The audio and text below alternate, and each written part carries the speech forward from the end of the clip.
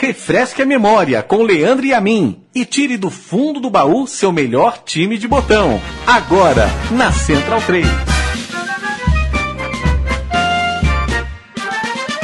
Lá no alto de tantas glórias, brilhou, brilhou um novo sol, clareando com seus raios verde e branco, encantando o país do futebol. Olá, amigos Central 3, eu sou Leandro e a mim, estou mais uma vez com você fazendo o programa Meu Time de Botão, um programa que recorda grandes times, grandes jogadores, as pessoas e as equipes que fizeram e fazem o nosso futebol ser forte, uma maneira da gente viver o presente. Lembrando que o que a gente vive hoje é herança do que fizeram por nós no passado, do que cuidaram e trataram bem do futebol no passado. Hoje, eu não vou falar com aquele jogador de linha de botão, né? O famoso jogador que você bate com a preta. Eu vou falar com um goleiro, que não é exatamente um botão, às vezes é uma caixinha de fósforo, né? Às vezes é um pedacinho de um retângulo de acrílico, mas é um goleiro de botão e tanto. Rafael Camarota, campeão brasileiro pelo Coritiba. Tudo bem, Rafael? Bem, Leandro, é um prazer enorme conversar com você. Estou à tua disposição. Vamos falar um pouquinho sobre a sua carreira e vamos recordar principalmente o Coritiba campeão brasileiro de 1985, que venceu o Bangu no Maracanã, nos pênaltis. Mas antes de tudo, Rafael, vamos falar um pouquinho sobre você, tá? Sobre sua carreira, que começou nos anos 70, ainda no Corinthians, né? Muita gente lembra de você, primeiro no Atlético Paranaense, depois no Coritiba, mas começou muito antes da sua carreira, né? Exato, eu comecei com 16 anos na categoria de base do Corinthians, né? Onde eu fui juvenil, amador, aspirante e profissional. Hoje você sobe em 5 meses. Eu demorei 5 anos para subir, né? Então hoje tá tudo mais fácil. E era mais difícil realmente você subir profissional.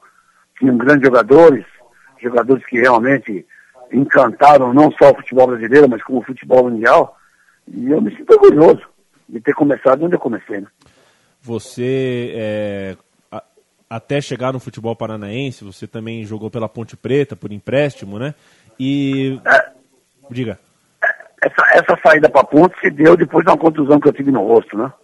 Eu tive eu tive 7 fraturas na sala da órbita, num choque com o Dadá Maravilha, né? Que todo mundo sabe quem é, o Dario, né? Dario Peito de Aço. E por infelicidade minha, ele bateu o joelho no meu rosto e eu tive essa contusão grave aí. Demorei 3, 4 meses para voltar aos treinamentos e houve um interesse na época do Londrina, do Paraná.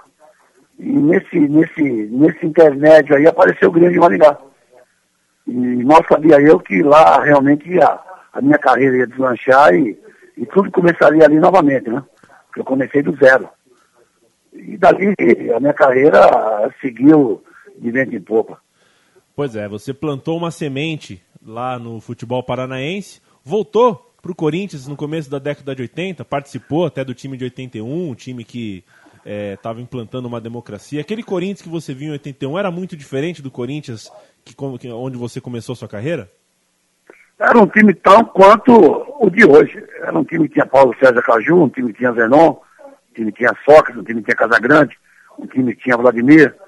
Então o time era bom, pô. O time, em termos de plantel, em termos de treinador também, que era o Mário Cavarini, nós tínhamos tudo para realmente evoluir, né? Não evoluiu por N coisas que eu não gosto nem de lembrar e coisas dessa futebol, né? Mas se realmente a coisa fosse dada como séria e você, pelo time que tinha nas mãos do Mário, né? O Corinthians ia chegar onde chegou o Corinthians de hoje. Ô, Rafael, esse time do Corinthians era um time de personalidade muito forte, tinha muita gente muito politizada, com a cabeça muito, muito rígida. E você também era um goleiro e uma pessoa de muita personalidade. Olhando para trás, para a tua carreira, você acha que essa tua personalidade, essa tua maneira, que até tem o apelido Rafael Maluco, né? O que é bom, porque para um goleiro tem aquele velho ditado, né, que diz que o goleiro ou é maluco. Você acha que esse seu temperamento te ajudou ou te atrapalhou mais na carreira? Pode ter me atrapalhado, Leandro, daqueles que não gostam de ouvir as verdades, né? Daqueles que realmente não use um subterfúgio para falar de uma pessoa, né? Eu sou assim até hoje, mas na vida particular eu sou assim também. Eu prefiro falar a verdade na cara da pessoa que falar por trás, pô. Então, em 81, nós tínhamos tudo para ser campeões brasileiros. E eu fui ser campeão brasileiro com o Curitiba, pô, em 85. Mas a tribulação era muito grande. As perturbações que a gente tinha durante os treinamentos e durante as coisas que aconteciam, todo dia tinha uma novidade, né? Então, isso atrapalhou bastante, pô. Não só a minha presença. A presença de outros jogadores também. E o Rafael termina o ano de 81, chega em 82, ele volta para o futebol paranaense, onde passa anos de campeão, né? Campeão estadual no Furacão, no Atlético Paranaense. Boas recordações dessa época? Você jogou com gente graúda lá também, né? O Casal 20 era o nosso ataque, né? O Washington e o Assis, né? Era capitão Nivaldo, Washington e Assis. Então nós tínhamos um time que, de 82 até 85, até o começo de 85, no Paraná não tentou ninguém, pô. E esse time saía fora e foi até bonito. Nós somos o terceiro colocado no Campeonato Brasileiro, juntamente com os meus companheiros dentro do Atlético Paranaense. Então, para você disputar um campeonato brasileiro, como eram nos moldes de antigamente, era bem mais difícil que hoje. E, Rafael, você depois desses 3 anos no Atlético Paranaense, 2 títulos estaduais, você foi para o arquirrival, foi jogar no Curitiba. Quero saber, antes de qualquer coisa, se você encontrou algum tipo de rejeição da parte da torcida, da parte verde do Paraná, por fazer essa troca de time. A mesma coisa que você sair, é que o seu som está muito baixo, eu estou muito baixo. Mas é a mesma coisa de você sair do Corinthians e ir para o Palmeiras, né? Se não vice-versa. A aceitação, ela é dura, porque você defendendo uma camisa, você está defendendo seus interesses, está defendendo seu clube, né? E comigo não foi diferente, não. No começo foi difícil, porque eu era ídolo de um clube no Paraná, que era o Atlético Paranaense. E fui para o meu maior rival, né? Que era o Curitiba Futebol Clube. 2 clubes grandes do estado e 2 clubes grandes do Brasil. Então, mas a minha ida para lá foi como se fosse uma bomba atômica, né? No começo houve rejeição, mas no primeiro jogo, essa rejeição está apagada, porque eu já cheguei dizendo que eu ia ser campeão brasileiro. E graças a Deus que Deus me ouviu, né? E eu acho que o que muda é a camisa. O atleta, a personalidade, a garra, a vontade, a determinação é do atleta. E foi isso que aconteceu, pô. A torcida do Curitiba hoje me ama. E eu tenho orgulho de dizer isso, né? Eu sou amado pelas 2 torcidas. E aquele Curitiba começou a campanha no Campeonato Brasileiro de 85 com o técnico Dino Sani, que depois acabou sendo substituído pelo Leandro Andrade, e não foi um começo de campeonato muito animador. Eu quero saber, Rafael, se dentro daquele elenco, daquele grupo, no começo do ano, carnaval, fevereiro, março, vocês realmente acreditavam que dava para chegar tão longe quanto vocês chegaram, ou se era uma coisa que vocês realmente tinham na cabeça? Eu fui chamado a atenção 2 ou 3 vezes, tanto pelo Hélio Alves, né? Que foi o mentor e foi o cara que realmente montou o time de 85, né? Ele é que foi atrás de cada jogador para montar o time de 85, né? E eu fui chamado a atenção tanto por ele, pelo Evangelino, dizendo que eu não podia ficar batendo na mesma tecla que a gente ia ser campeão brasileiro. A gente podia até tentar, mas ia ser muito difícil. Porque os grandes clubes do Brasil, em termos de estado, eram Porto Alegre, Belo Horizonte e Rio de Janeiro, né? E era difícil você acabar, São Paulo também, acabar com essa hegemonia. Mas eu continuei falando até o final, porque eu tinha plena certeza, e eu tinha uma convicção muito grande comigo, que pelos jogadores que a gente tinha, pela experiência que a gente tinha, eu, Jairo, Almir, Heraldo, Tobi, Lela, Marildo, esses jogadores mais velhos, naturalmente mais rodados, a gente podia dar muita força para os jovens que estavam começando. No caso do Heraldo, no caso do André, do Vavá, esses garotos que estavam saindo dos juniores do Curitiba e sendo enganeados para o profissional. E a gente mesclou, né? Juntamente com o Dino Sani, esse tipo de jogadores mais experientes com os jogadores mais novos. E eu tinha certeza que o resultado ia dar certo. Mas de falar era a minha vontade. Era aquilo que eu estava sentindo na época. E deu certo, né? Aquele Curitiba que foi campeão nos pênaltis após empatar com o Bangu dentro do Maracanã, começou o jogo com Rafael, André, Gomes, Heraldo e Dida, Almir, Marildo e Tobi, Lela Índio e Edson. Rafael, coloca esse time pra gente num esquema, num estrelão. Fala pra gente como é que era a engrenagem desse time. Quem era o craque? O time do Enio jogava no 4-4-2, né? O time do Enio era um time que primeiro, o Enio primeiro queria a marcação, como todo treinador gaúcho, como todo futebol gaúcho, como todo futebol do Sul. Primeiro não tomar gol, jogar no erro do adversário para tentar surpreender o adversário e aí sim ir em busca do gol. E o toque de bola, a marcação em cima, 2 sempre para marcar 1.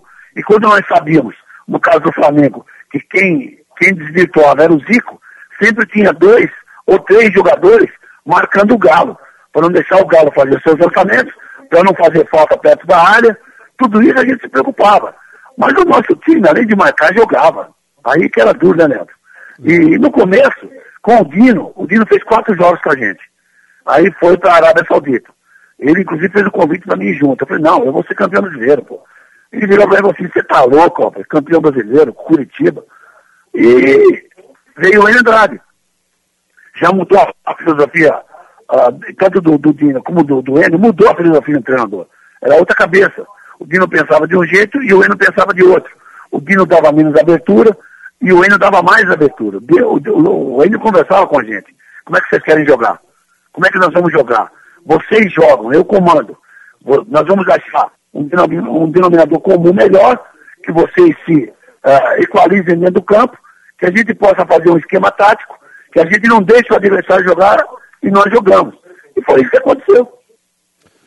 O Coritiba, antes de vencer o Bangu nos pênaltis na decisão, chegou na semifinal e em 180 minutos contra o Atlético Mineiro não tomou nenhum gol. Fez 1-0 no primeiro jogo dentro do Paraná com o gol do Heraldo e na partida de volta segurou o 0-0 em Belo Horizonte, foi para a decisão. Rafael, qual foi na tua cabeça, na tua memória, o seu grande jogo da campanha e qual foi o grande jogo do Coritiba na campanha de 85? Vou te dizer uma coisa, para a gente chegar onde nós chegamos, a gente tem que matar um leão por dia. A gente tem que matar um leão cada jogo. E nós sempre tínhamos que provar que o nosso time não é como estão falando do time do Cruzeiro hoje, que é um time de jogadores que não deu certo em outros clubes e estão no Cruzeiro hoje. Mentira! Eu queria estar no time do Cruzeiro hoje, com os jogadores que tem. Só jogadores que jogaram em grandes clubes e fizeram grandes campanhas. Então o Curitiba era assim também, pô. E eles rotulavam a gente como jogadores veteranos, jogadores que já estavam em final de carreira e jogadores que não iam chegar a lugar nenhum. Então nós temos que provar a tudo e a todos que o nosso time era competente. Atrás de uma grande torcida que lotava o Couto Pereira, todos os jogos dentro do Couto, era a lotação máxima. E essa torcida nos empurrou até a final do Campeonato Brasileiro. Mas para chegar lá no Bangu, nós tínhamos os 20 melhores times do Brasil do lado de cá, para eliminar. E o Bangu tinha os 20 menores do lado de lá. Também não foi uma tarefa fácil para o Bangu chegar onde chegou. Eles estavam disputando a vaga com o Brasil de Pelotas e a gente estava disputando a vaga com o Atlético Mineiro no Mineirão. É quase igual a comparação, né? Rafael, realmente havia uma diferença. Era época em que os regulamentos do Campeonato Brasileiro realmente parecia uma competição para ver qual era mais confuso do que o outro. Rafael, você consegue puxar na memória pra gente como foi voltar para Curitiba? Que tipo de cidade você encontrou e os seus companheiros encontraram depois de vencer no Maracanã e pegar o voo de volta para Curitiba? Quando nós saímos do hotel às 4 horas da tarde para jogar às 9h40, eu brinquei com o Enio Andrade. Eu falei, pô, senhor, você está de brincadeira. Nós vamos sair agora, 4h40, depois do lanche. Você vai ver o que vai ter de gente na rua aí, só tá de brincadeira. Vai lotar o Maracanã para ver Bangu e Curitiba. Se fosse Curitiba e Flamengo, Curitiba e Fluminense, aí tudo bem, Curitiba e Vasco, Curitiba e Botafogo. Mas com o Bangu, o Rafael, vai ser o Rio de Janeiro contra nós. O Maracanã vai estar lotado. E nós demoramos 3 horas para chegar no Maracanã. De Copacabana ao Maracanã, nós demoramos 3 horas para chegar lá. E o Bangu ainda chegou atrasado. Nós tivemos que esperar dentro do campo 25 minutos para o Bangu chegar. Mas foi a vaia que deram na gente quando nós entramos em campo. Eu ainda brinquei com o Heraldo. Essa vaia aí vai ser igual a vaia que nós tomamos lá em Minas. O pessoal cantando parabéns para você, Pomelinho. No final, vão bater palma para nós. Não deu outra. tomamos sufoco, nosso time se defendeu como pôde, nosso time estava cansado do jogo da quarta-feira, porque foi um jogo difícil, você enfrentar o Atlético Mineiro dentro do Mineirão, com aquela torcida enorme do Galo, e nós conseguimos tudo isso, e fomos para a final. Quando nós fizemos 1-0, eu tinha certeza que a gente ia para a final, porque mesmo que empatassem com a gente tinha prorrogação e pênalti, mas eu não esperava que o gol de empate saísse como saiu, numa bola mal tirada da nossa área, que o Dida tentou rebater e a bola saiu mal pro meio da nossa área, e o Lulinha pegou a bola na entrada da área, bateu pro gol, a bola desviou no Gomes e saiu do meu alcance. Ali, realmente eu senti que a coisa ia ser brava, porque você vê lá 90, quase 100 pessoas gritando e incentivando o Bangu, eu brinquei com o Heraldo, falei, porra, agora a gente vai ter que aguentar aqui atrás, cara. Os caras vão vir pra cima da gente. E foi o que aconteceu. Nós tomamos aí quase 100 minutos de sufoco. Rafael, já que você fala a verdade, eu vou fazer uma pergunta que eu não faria para qualquer goleiro, mas vou fazer para você. Um jogo empatado, decisão de campeonato. Você é o goleiro, e um goleiro como você, cheio de confiança, um goleiro cheio de personalidade. Falta 5 minutos para o jogo acabar. O goleiro pensa assim, podia acabar empatado e ir para os pênaltis, porque aí eu me garanto, eu vou ser o herói, a capa do jornal. Ou nos 5 minutos finais de prorrogação, você queria mais do que o Curitiba fizesse logo um gol. Passa isso na cabeça do goleiro ou não? Passa, é um filme mesmo. Você fica aquela preocupação, se eu tomar o gol, meu time não vai ser campeão. Se meu time fizer o gol, se segurar o resultado, nós vamos indo para a prorrogação. Então é que eu gritava, os 90 minutos gritando ali, o Galvão Bueno mandando tirar o microfone atrás do meu grupo, que não dá para você falar por favor, por gentileza, por obséquio, era só palavrão que saía, né? E eu tinha que xingar os caras para os caras se motivarem e para os caras verem que eu estava afim de tomar gol, pô. E que eu não queria tomar gol e que eu não ia tomar gol. Se dependesse de mim, a gente ia seguir para a final, ia para os pênaltis. E, Rafael, uma vez campeão brasileiro, você realmente 85 deve ter sido o grande ano da sua carreira, se me corrige se eu estiver errado, mas foi através do Curitiba, através desse ano maravilhoso que você chegou a ter uma sequência, até algumas convocações para a seleção brasileira. Conta um pouco dessas memórias de experiências na seleção.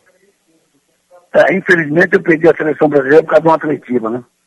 Eu acho que desde o começo esse jogo foi mal marcado, esse jogo foi mal feito, né? Mal comemorado, porque você não vai chamar o pior inimigo seu para fazer festa, né? Eu acho que foi uma coisa impensada, foi uma coisa insana, né? Eu nunca vi Grêmio e Internacional fazer festa. Eu nunca vi Curitiba, Ponte Preta e Guarani fazer festa. Botafogo e Comercial fazer festa. Corinthians e Palmeiras fazer festa.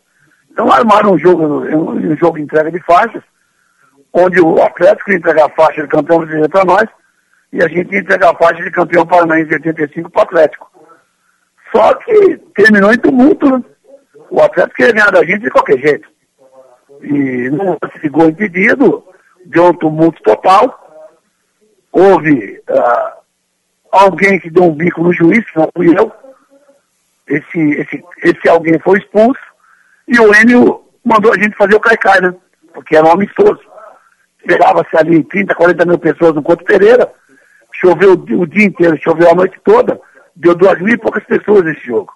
E fizemos o caicai, o que o treinador mandou fazer, nós fizemos. E o meu azar foi tão grande que, na época, quem era presidente da Federação Paranaense era 90% atleticano, né? E nós fomos julgados e pegamos 60 dias de suspensão. Quando eu cheguei em casa, a primeira coisa que minha mulher disse foi isso: você perdeu a seleção brasileira hoje. Porque o Tele Santana tinha visto o meu jogo lá em Minas e tinha visto o meu jogo no Rio. Eu era o segundo goleiro da relação do Tele. Era Rafael, Paulo Vitor e Gilmar do Bangu.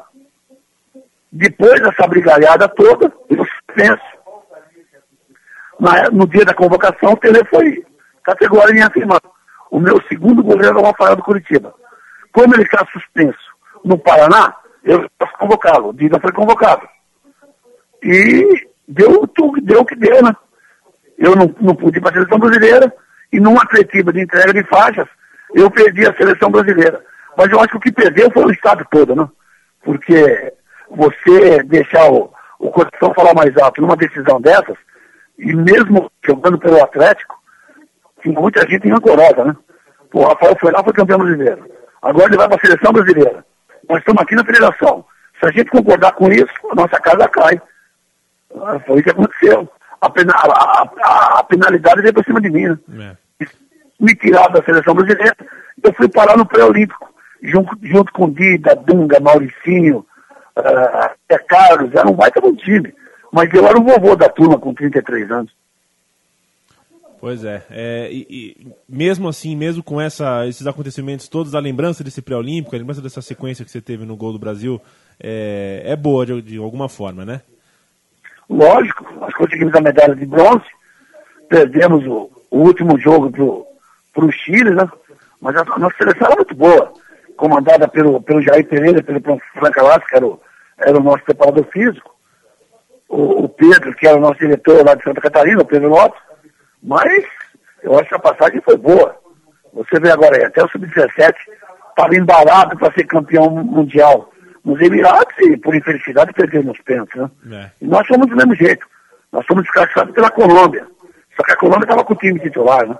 O Valderrama e companhia. Eu ainda peguei o pênalti de Valderrama.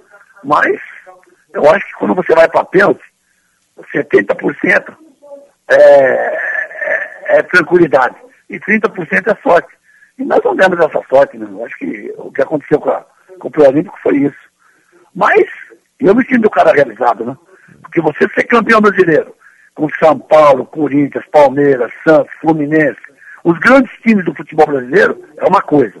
Você ser campeão brasileiro com o Curitiba ou com o Atlético Paranaense, o gosto é mais gostoso, é mais saboroso. Porque esses times não têm obrigação de ser campeão brasileiro. O Rafael, depois que saiu do Curitiba, jogou pelo São José, da minha querida São José dos Campos, foi um goleiro... Vice-campeão paulista. Vice-campeão paulista, participou de um momento que foi, acho que o momento de ouro do São José em toda a sua história. Só não fomos campeões paulistas porque o Diego de Lameira aceitou os 2 jogos no Morumbi. E nós batemos o pé, ainda com o Pedro Willis, que era para fazer um jogo em Campinas ou um jogo em qualquer lugar, mesmo no Morumbi. É verdade. Deu lotação total, né? Nós empatamos o primeiro e perdemos o segundo. E em São José dos Campos, na semifinal, haviam vencido o Corinthians por 3-0, né? Portanto, o fator campo era importante para o São José. Infelizmente, teve que jogar os 2 jogos no Morumbi. Também jogou pelo Sport, voltou para o Atlético Paranaense no começo dos anos 90, jogou até com Éder Aleixo. No Sport nós tivemos uma fase boa, né, Léo? Nós somos vice-campeões da Copa do Brasil. Perdemos por o Grêmio, onde eu brinco com meu amigo Aragão, nós fomos assaltados em Porto Alegre. Ele desmente? Porque jogamos em Recife, na ilha, com a ilha lotada. Ele segurou 0-0, um gol anulado nosso. E perdemos em Porto Alegre do jeito que perdemos, né? Atrapalhadas de arbitragem. Foi uma das decisões cujo erro de arbitragem mais entrou para a história aqui no nosso futebol, sem dúvida nenhuma. Foi o que eles falam, né? Vocês podem errar porque nós não podemos. O Aragão nega, então, que foi mal naquele jogo? Ou ele... ele falou que não, que é a mesma coisa que eu estar no gol e ter uma falha. Eu falei, porra, você não pode comparar isso, pô. Você teve erros capitais contra nós. Fizemos o gol de empate, estava 1-1, até os 30 do segundo tempo. Ele inventou uma falta na lateral. O Alfinete bateu a falta rápida, pegou o Cuca na minha cara de voleio, na marca do pênalti, sozinho.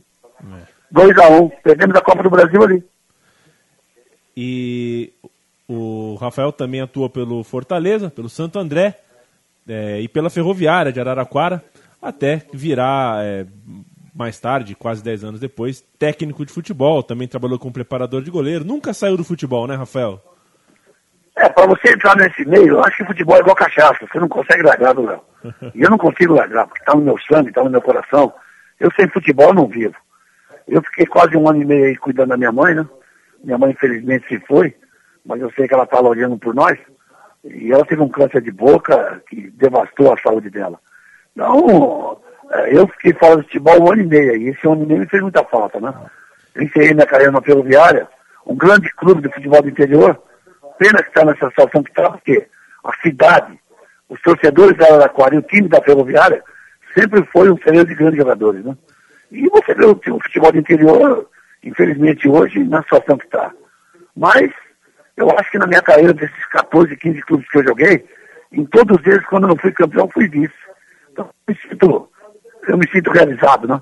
E o meu grande sonho hoje é pegar um time da Série A e poder fazer tudo aquilo que eu já fiz em outras séries aí. Né? Eu estou aqui em Primavera do Leste, estou num projeto muito grande aqui do Getúlio Viana, que é tocar o Primavera, desde as categorias de base até o profissional, né? Estamos disputando o Sub-17, estamos a 3 pontos de classificação, o ano que vem a mesma coisa, Sub-18, Sub-19, e dessas 3 categorias, pegar jogadores para disputar a segunda divisão e pôr o Primavera onde realmente merece, que é a primeira divisão. Né? E, Rafael, existem alguns boatos por aqui que você, isso é inegável, era um grande goleiro, um goleiro de ponta, mas no futebol de várzea você era um meio atacante, meio mentiroso. É verdade ou é mentira? Como é que é o negócio? Eu era um atacante de ponta e no gol eu era um mentiroso? Não, o contrário. No gol você era bom, mas no futebol de várzea parece que você jogava de centroavante, meio atacante. Eu era um neto na retranca, só queria bater foto e escanteio. Mas eu sabia brincar na linha, eu sempre joguei na linha. Eu sempre me destaquei jogando no futebol, tanto no gol como na linha. Mas era o que eu gostava de jogar. Eu jogava na linha do primeiro no gol, eu jogava na linha do segundo e no gol do primeiro, né? Eu tenho grandes saudades do meu bairro, né? Flor Indiano, Cometa, Libertar. São realmente... o meu ferreiro foi ali, foi na várzea. Infelizmente, o futebol da várzea está acabando. Mas os grandes jogadores saíram dali. A gente vai conversar de novo em breve, viu, Rafael? Mas só sobre o futebol de várzea. Eu, você e o Genésio, que é o nosso sócio aqui, que sempre fala sobre várzea aqui no nosso programa Varzianos, que é outro programa que a gente tem na Central 3, já fica aqui o convite de antemão, tá? Eu estou dentro. Em dezembro, se Deus quiser, lá para o dia 9, dia 10, devo estar aí, né? Nosso campeonato aqui vai até o final agora de novembro. Se Deus quiser, a gente classificado, a gente disputa o título. Mas naturalmente que, pelo time que eu montei, pelos garotos que eu tenho, se a gente chegar, vai ser uma surpresa muito grande. Nós estamos chegando. Se me derem brecha, se me derem chance, a gente chega. E em dezembro a gente vai estar aí para estar lá, vendo nossos amigos, vendo meu grande amigo Genésio, que era meu parceiro de veterano aí no Flor, né? E matar a saudade, eu estou com uma saudade muito grande deles. Tomar uma cerveja e comer uma carne, né? É isso aí. Rafael, pra gente fechar, eu vou lembrar uma frase de um dos grandes filmes que o Brasil já produziu sobre futebol, que é o filme Boleiros, em que um ex-treinador de futebol, um treinador de futebol e ex-jogador, fala o seguinte: eu sou técnico de futebol há 20 anos, mas sempre que eu tô dormindo e eu sonho com futebol, eu sonho que eu tô jogando, eu não sonho que eu tô treinando. Acontece com você também? Acontece. É o que eu falo, a gente morre 2 vezes, né, Léo? Primeiro quando você para de jogar bola. E depois a morte natural. Eu acho que o atleta profissional, quando ele para de jogar, primeiro que ele não está preparado para parar. Ninguém está preparado para parar. Ninguém está preparado para parar de fazer aquilo que ele gosta aos 37, 40 anos de idade. Nós temos exemplos aí, como eu cheguei até aos 40, nós temos o Rogério como exemplo, nós temos o Dida como exemplo. Mas é difícil chegar a essa idade jogando bola. Porque, primeira coisa, que você é taxado como velho. E segundo, que a tua agilidade e teus reflexos vão diminuindo. E você é mais cobrado de quando você tinha 31, 32 ou 33 anos. Então, para você chegar nessa idade jogando, você tem que se cuidar. E quando você para de jogar, os seus amigos somem. Some tudo. Você vira uma ilha. E aí você cai em depressão, como eu caí em depressão. Eu fiquei 5, 6 meses aí, com a minha cabeça virada pro telefone, esperando o telefone tocar para mim trabalhar. E isso não aconteceu, né?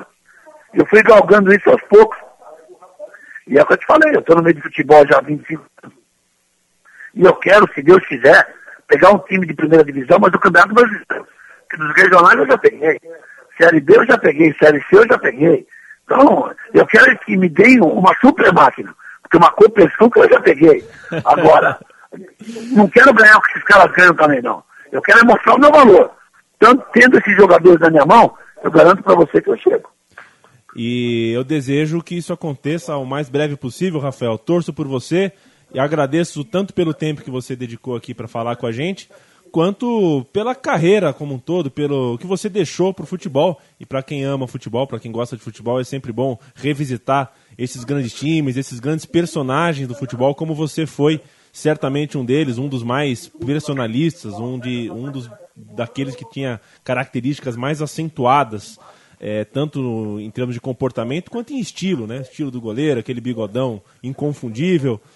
Muito obrigado, viu, Rafael, pelo papo. Eu que agradeço, Léo. Graças a Deus que o bigode e o cabelo está tudo intacto ali. Alguma coisa não deve estar como antigamente. Mas a gente continua com a mesma fisionomia. Graças a Deus eu não tive o problema de engordar, né? Então eu me cuido bastante. Eu treino todo dia com os meninos aqui. Eu corro, eu jogo bola, eu vou pro gol. Eu discuto porque eu não quero perder. Então eu acho que essa garra, essa vontade, essa determinação só vai me abandonar o dia que eu falecer, né? Mas o dia que eu falecer eu vou morrer contente. Porque eu vivi e fiz aquilo que eu sempre amei. Foi jogar futebol.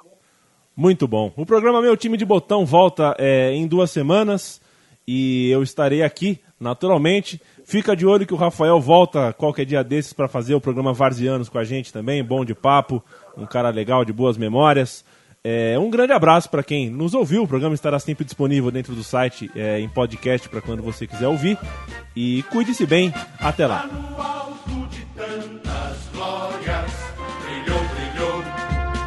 Novo sol, clareando com seus raios verde e branco, encantando o país do futebol. Palcos de artistas, jogadores, de um passado sem igual, da arte de teus grandes valores, o teu nome pelo mundo vai brilhar. Coritiba, Coritiba, campeão do Paraná, tua camisa alviverde, com orgulho para sempre hei de amar. Jogando pelos campos brasileiros, despertando na torcida a emoção. Coritiba, campeão do povo, alegria do meu coração.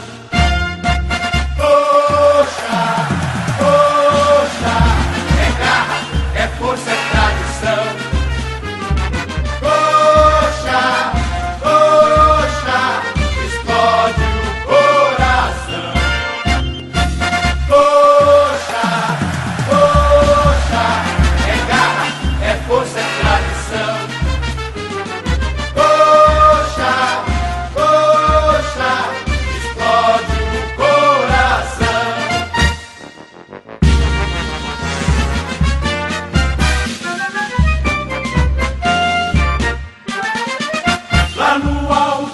Tantas glórias, brilhou, brilhou um novo sol, clareando com seus raios verde e branco, encantando o país do futebol. Palcos de artistas, jogadores, de um passado sem igual, da arte de teus grandes valores, o teu nome pelo mundo vai brilhar. Coritiba, Coritiba, campeão do Paraná, tua camisa alviverde, com orgulho para sempre hei de amar. Jogando pelos campos brasileiros, despertando na torcida a emoção. Coritiba, campeão do